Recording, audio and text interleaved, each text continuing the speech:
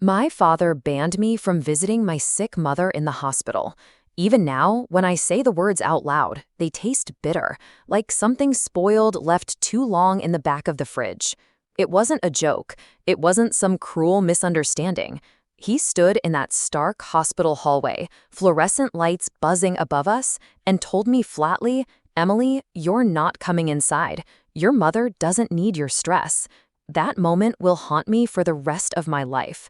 But to understand how we ever got there, how a daughter could be exiled from her own mother's bedside, you'd have to know the story of my family. And to know my family, you'd have to start with me. My name is Emily Carter. I'm 30 years old, and for as long as I can remember, I've been both invisible and too much at the same time. I work as a registered nurse at a community hospital just outside Indianapolis. I love what I do. Caring for people, holding a hand when pain is unbearable, giving comfort when families are falling apart. But somehow, in my own family, I've never been the one people wanted around. I've always been the one who makes things harder, the one who pushes too much. Independent to a fault, my dad would say, as if standing on my own 2 feet was some kind of character defect. And yet, that independence was never a choice. It was survival. My father, Richard Carter, ruled our house like it was his kingdom. He wasn't violent, but his words cut deeper than any belt ever could. Controlling, dismissive, always ready with a lecture about how things should be done. He liked his world tidy, a wife who nodded and obeyed, a son he could brag about, and a daughter who stayed small and quiet in the corner. My mother, Margaret, was the kind of woman who could soften the hardest day with a smile. Gentle, kind, but always eclipsed by my father's shadow. I sometimes wonder if she even realized how much of herself she gave away to keep the peace. She loved me, I know she did, but love spoken in whispers doesn't drown out criticism shouted in the open. And then there was Ethan, my younger brother, 3 years behind me, but always 10 steps ahead in my parents' eyes. Ethan could do no wrong. If he scraped by in school, Dad called him a late bloomer. If he skipped chores, Mom said, "He's sensitive, Emily, don't push him." Meanwhile, I could bring home trophies, scholarships, promotions, and the most I'd get was a distracted, "Good, that's what we expect from you." I can still see the night it all crystallized for me. I was 14, clutching a ribbon from the county science fair, first place. I was buzzing, ready to tell them how I built a working model of a hydroelectric turbine out of PVC pipes and an old water pump. I walked into the living room, ribbon in hand, only to find my parents cheering while Ethan played a Little League game on TV. He'd struck out 3 times that day, but he'd finally made contact with the ball, a weak grounder that barely rolled past the pitcher's mound. Still, they clapped like he'd hit it out of the park. "That's our boy," Dad shouted. I stood there, holding my ribbon, invisible in plain sight. "Dad," I started, "look what I—" He didn't even turn around. "Not now, Emily. Let your brother have his moment." That phrase, "let your brother have his moment," became the soundtrack of my childhood. Ethan got a brand new mountain bike for passing 7th grade with C's. I graduated valedictorian and got a suitcase. "For your journey ahead," Mom said, with a smile that didn't reach her eyes. Ethan's room looked like a sporting goods store exploded. Mine looked like a thrift shop. The message was clear. Ethan was the sun. I was orbiting debris. You'd think being overlooked would make me small, timid, but it did the opposite. I worked harder. If I couldn't earn love, maybe I could earn respect. I took extra AP classes, joined every club, learned responsibility before I knew what freedom felt like. By 16, I was working part-time at the diner down the street, saving money because Dad had already made it clear, "Don't expect us to pay for some fancy college. You're on your own." Meanwhile, he was setting aside money for Ethan's fraternity dues. I learned to cook meals when Mom was too tired, to patch my own clothes, to carry myself without expecting anyone else to notice. Some nights, lying awake in the quiet, I told myself it didn't matter. I didn't need them. I'd make my own life. And I did, but not without the scars. Fast forward a decade, and here I am, a nurse, living in a 1-bedroom apartment, juggling student loans and long shifts. I'm not rich, not glamorous, but I'm proud of the woman I've built myself into. I know how to hold steady in a crisis. I know how to survive on 3 hours of sleep.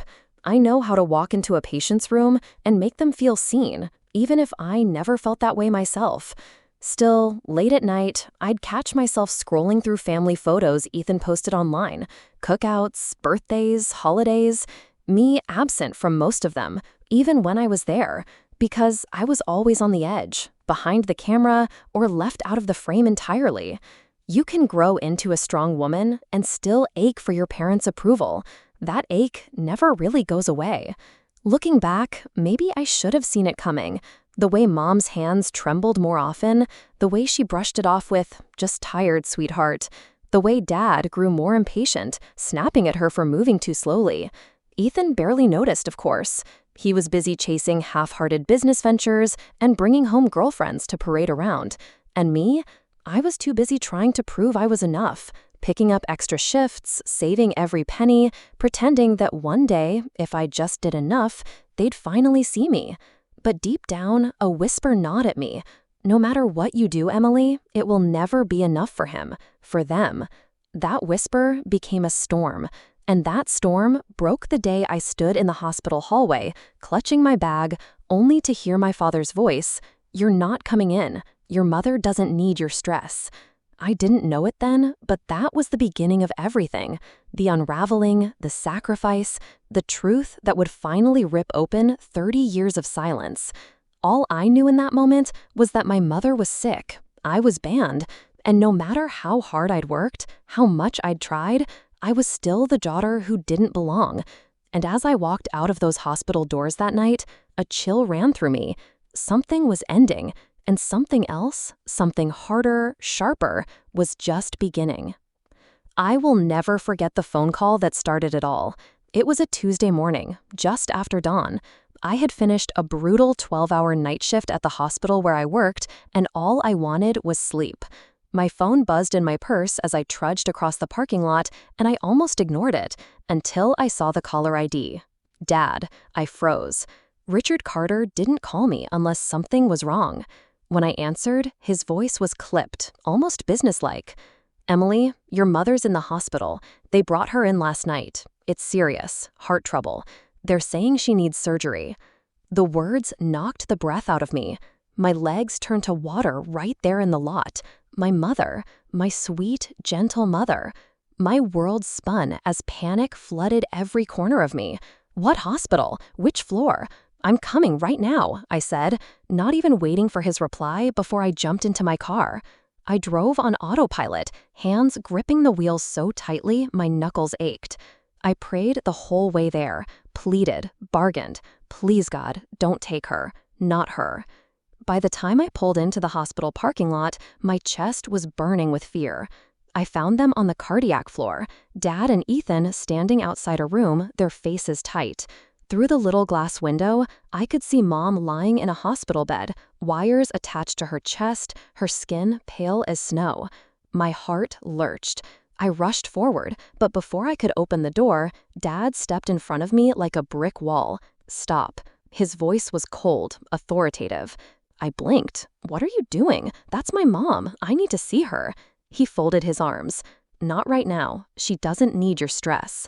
I stared at him, sure I'd misheard. My stress? "Dad, I just want to sit with her, to hold her hand." He shook his head, firm and unflinching.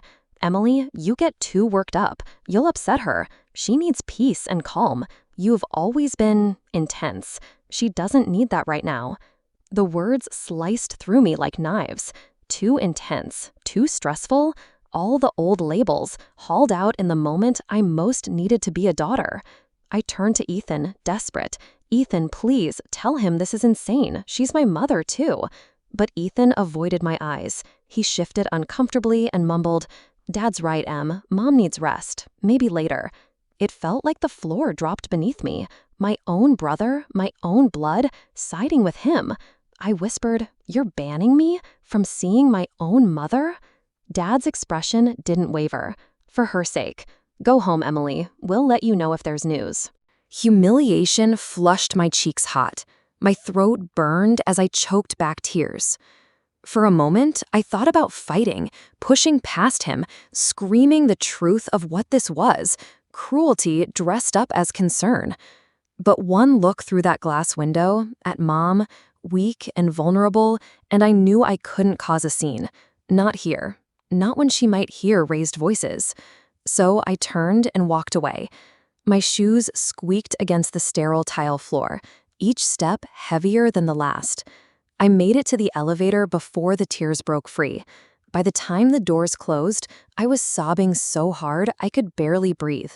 For days, the pattern repeated. I drove to the hospital, parked outside, but I didn't go in. I couldn't bear another confrontation in that hallway. I sat in my car instead, watching families arrive with balloons, flowers, children in tow, watching sons and daughters embraced by parents who wanted them there. And me, I was the ghost, the unwanted daughter, banished. I cried in that car more than I'd cried in years. I pressed my forehead against the steering wheel and wondered what was so wrong with me that even in crisis, my father saw me as a threat. One evening, my friend Sarah called. She could tell from my voice something was wrong. I broke down and told her everything. "They banned you?" she said, furious. "Em, that's sick. You're her daughter. You deserve to be there." I sniffled. "Dad says I cause stress. Ethan just goes along with it. Maybe they're right. Maybe I don't belong there." "No," she said sharply. "Don't you dare believe that. You've been gaslighted your whole life into thinking you're the problem. You're not. You're the only one actually fighting for her." Her words soothed me, but they didn't change the reality. I was shut out. Then came the news. Mom's doctors recommended an urgent surgery. It was her best shot, but it wouldn't be cheap. Even with insurance, the bill would crush my parents. I overheard Dad on the phone one afternoon, his voice hard. "We'll figure it out. Ethan and I will handle it." The arrogance in his tone made my stomach twist. I knew what that meant. They'd drain savings, take loans, maybe even let bills pile up. I couldn't let that happen, not when I had the power to help. That night, I sat at my kitchen table with a stack of papers, bank statements, student loan balances, my modest savings account. I crunched numbers until my head ached. I didn't have enough on my own, but if I drained my savings, maxed out my credit card, and took a personal loan, I could cover the remaining balance for the surgery. My chest tightened. This would mean years of debt, sleepless nights, endless overtime. No vacations, no luxuries, barely any cushion if an emergency hit me. But then I pictured Mom's face, her soft smile, her gentle hands, the way she used to stroke my hair when I was sick. I couldn't imagine this world without her. I whispered into the empty apartment, "I'll do it. For you, Mom." So I signed the papers. I transferred the money, and I never told a soul. The following weeks nearly broke me. My shifts at the hospital doubled because I volunteered for overtime. Every time my body begged for rest, I forced myself back on the floor, reminding myself why I was doing this. At night, I lay awake in my tiny apartment, staring at the ceiling, my chest heavy with anxiety. My bank account balance was a single digit. The loan company's emails pinged my phone daily. I ate ramen noodles and cereal because I couldn't afford more. But every time I closed my eyes, I saw Mom, breathing, living, and I told myself, it's worth it. Even if no one ever knows, even if they never thank me, it's worth it. Meanwhile, Dad and Ethan paraded around like heroes. I heard them on family calls, loud, confident, bragging about taking care of Margaret. "Mom's so lucky she has us," Ethan said once. "We're handling everything." I bit my tongue until it bled. They had no idea that I was the one footing the bill, that every breath Mom took after surgery would be because I'd emptied myself out to save her. The worst part, they didn't even ask where the money had come from, didn't wonder, didn't care. It was easier to believe they'd handled it themselves. So I stayed quiet, invisible as always. One night, sitting in my car outside the hospital, I saw Dad and Ethan through the glass doors, laughing with a nurse, arms full of flowers. They looked like the perfect, devoted family. And me, I was just a shadow in the parking lot, watching my own life play out without me. I clenched the steering wheel so hard my fingers hurt. Rage burned through me, mixing with grief until I couldn't tell them apart. I wanted to scream, to smash something, to shatter the illusion that they were the caretakers while I was the outcast. Instead, I whispered through tears, they thought they had erased me. What they didn't know was that every breath my mother took from now on was because of me. The surgery was a success. I should have felt nothing but relief, but instead I felt like a ghost haunting the edges of my own family. The doctors told us Mom pulled through, a complicated heart procedure, but her body responded well. She was alive, breathing, healing. And yet, as I stood at a distance in the hospital corridor, I watched Dad and Ethan beam with pride, shaking hands with the surgeon as though they had willed her back to life themselves. They didn't look at me, not once. When I was finally allowed to peek inside her room days later, it was with Dad standing at the doorway, arms crossed, monitoring me like a prison guard. Mom's smile, weak but luminous, hit me like sunlight after months of rain. I wanted to run to her, bury my face in her hands, but I held back, careful, measured, so I wouldn't cause stress. She whispered, "I'm so glad you're here, sweetheart." My heart cracked open. But in the same breath, I knew she didn't know, couldn't know what I had done for her. To her, I was just the daughter sneaking in for a stolen moment. To Dad and Ethan, I was still the nuisance, tolerated at best. And yet, behind the scenes, I was the reason she was still alive. Weeks later, when Mom was discharged and back home, Dad insisted on a family dinner to celebrate her recovery. I almost didn't go. The idea of sitting at that table, watching them congratulate themselves, made my stomach twist. But Mom asked me to come, her voice so soft on the phone, so hopeful. "Please, Emily, just for me." So I went. The dining room looked the same as it always had. Polished oak table, crystal glasses that only came out for company, the faint smell of lemon polish and roasted chicken. Mom sat at the head of the table, still pale, but glowing with gratitude. Dad sat beside her, puffed up like a man who had single-handedly saved the world. Ethan lounged across from me, smug and comfortable. The first toast came quickly. Dad raised his glass. "To Margaret, for being the strongest woman I know, and to this family, for pulling together when it mattered most." Ethan grinned. "Yeah, we really came through for her." I sat there, fingers tight around my glass, heat rising in my chest. Came through? They had no idea what those words even meant. The conversation swirled around me. They talked about hospital visits, how Ethan kept Mom's spirits up, how Dad handled the doctors. Each story painted them as the heroes. Not once did anyone mention me. Not once did anyone acknowledge the endless nights I worked overtime, the debt I chained myself to, the sacrifice I had made. I chewed my food in silence, every bite like sawdust. My heart pounded louder with each passing minute, the injustice clawing at me until I thought I might scream. And then Dad said it. "The surgery was worth it, of course," he announced, slicing his chicken. "But the cost, well, that's going to weigh on us for a long time. Still, we'll manage. Ethan and I have shouldered plenty before." Something inside me snapped. I set down my fork, my hands trembling. My voice came out steadier than I felt. "You don't have to worry about the bill," I said. "I already paid it." Silence crashed over the table. Mom froze, eyes wide. Ethan choked on his wine. Dad's face hardened, a storm brewing behind his eyes. "What?" he barked. I met his gaze. "The surgery. I covered it. Every cent. It's done." Ethan scoffed, smirking. "Oh, come on, Emily. Don't make stuff up to get attention." My blood boiled. I'm not making it up. I drained my savings, took out loans, worked double shifts. I paid for it. Mom is alive because of me. Mom's hand flew to her mouth, tears pooling instantly. Dad slammed his palm on the table. "That's a lie. You're trying to embarrass us. Don't you dare sit here and—" "No," my voice rose, shaking the chandelier above us. Don't you dare call me a liar. For once in your life, listen to me. I did this. I saved her. Years of swallowed pain erupted like a volcano. My words poured out, hot and unstoppable. All my life, you've treated me like I was never enough, like I was too much, too loud, too stressful. You gave Ethan every chance, every excuse, every ounce of praise, while I had to bleed for scraps of acknowledgement. And still, when Mom was dying, you banned me from her side.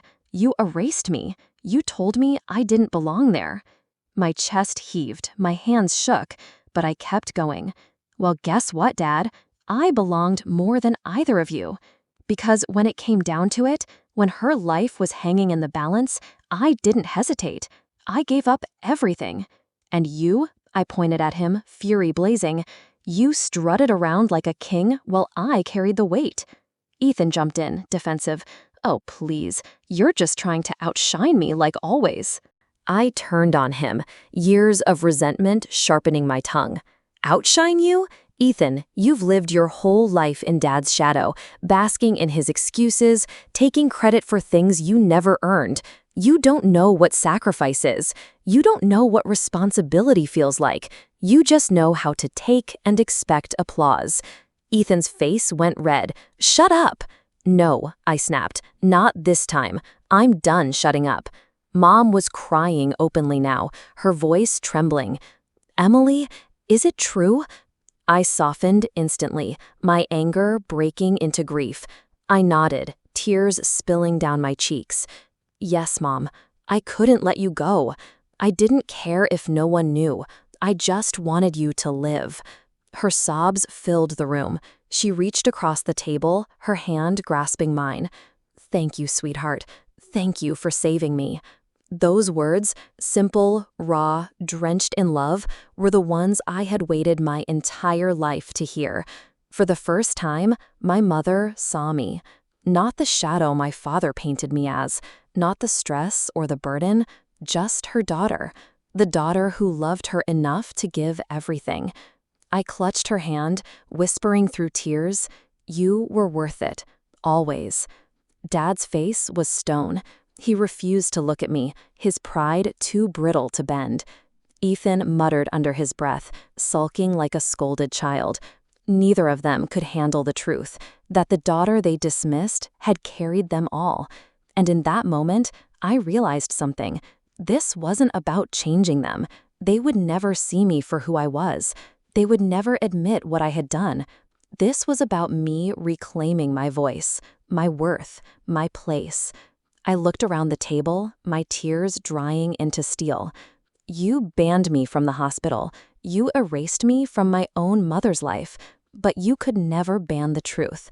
And now it's out, whether you like it or not. The room hung heavy with silence. Mom's tears were the only sound. Dad glared. Ethan fumed, but I sat straighter than I ever had before. For the first time in 30 years, I wasn't invisible. I was undeniable.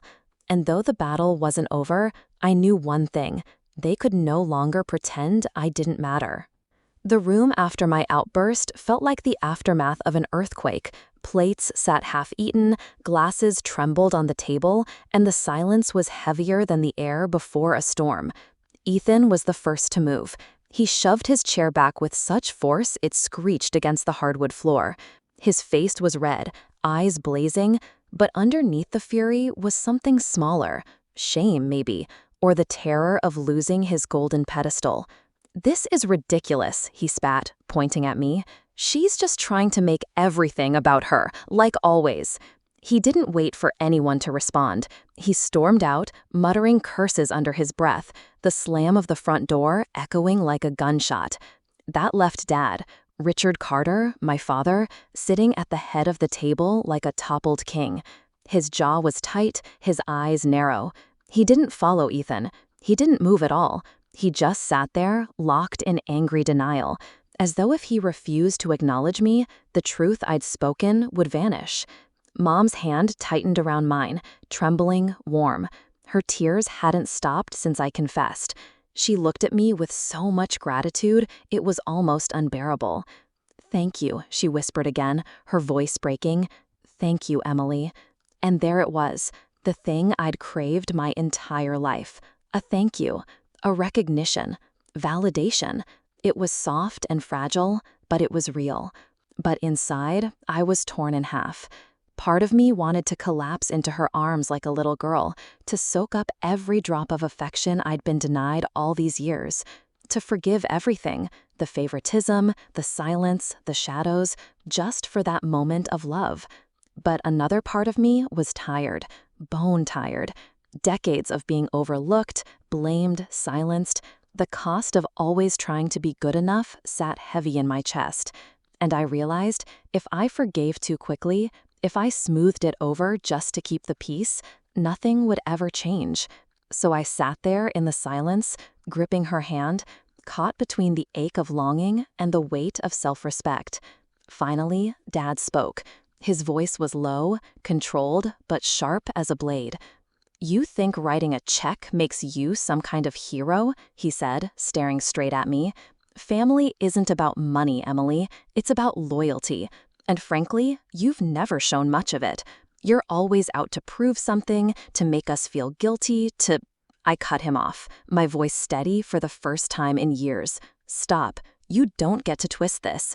He blinked, startled, but I didn't let him interrupt. "I didn't do this for you. I did it for recognition. I did it for Mom. Because I love her. Because she deserved to live. You banned me from her hospital room because you thought I brought stress. But the truth is, I brought life. I saved her. And you'll never take that away from me." My words hung in the air like a thunderclap. For once, Dad had nothing to say. His mouth opened, then closed again. Silence swallowed him whole. And then Mom, my quiet, overshadowed mother, did something I never expected. She turned to him. Her voice was still weak, but it carried more strength than I'd ever heard. "Richard, enough. You've been blind for too long." Dad's head snapped toward her, eyes wide. "Margaret!" "No." Her voice cracked, but her grip on my hand tightened. "She saved my life. You wanted her gone, and she still saved me. Do you understand what that means? She's been the strong one all along. And we," her voice broke into a sob, "we treated her like she was nothing." Tears rolled down my cheeks. I shook my head gently. "Mom, don't. I don't need you to." "Yes, you do," she insisted, eyes glistening. "You need to hear it, and I need to say it. I'm sorry, Emily, for every time I stayed quiet, for every time I let him push you aside. I should have fought for you. I should have been braver." My chest ached. Hearing her regret was almost worse than her silence had ever been. But I squeezed her hand back and whispered, "I forgive you, but things can't go back to the way they were. Not anymore." That was the moment it crystallized for me. I couldn't fix them. I couldn't drag my father into accountability or force Ethan to see beyond himself. But I could decide for me. So I looked at Mom, fragile, tearful, but finally seeing me, and I said, "I want you in my life. I'll always love you. But I can't keep living in a family that erases me, not unless it changes. So for now, it's just you and me, Mom, and if they want to be part of my life, they'll have to earn it." Dad sputtered, trying to regain control. "That's ridiculous." But Mom cut him off, her voice sharp. "Richard, stop." It was the first time in my life I'd seen her stand against him, and for once, he went quiet. I stood then. My legs shook, but my back was straight. I kissed my mother's forehead, whispered, "I love you," and then turned toward the door. Dad didn't move. He didn't apologize. Ethan didn't come back.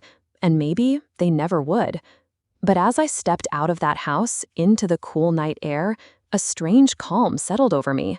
For 30 years, I had lived like a shadow in that home, begging for scraps of love, clinging to the hope that if I worked hard enough, I'd finally be seen.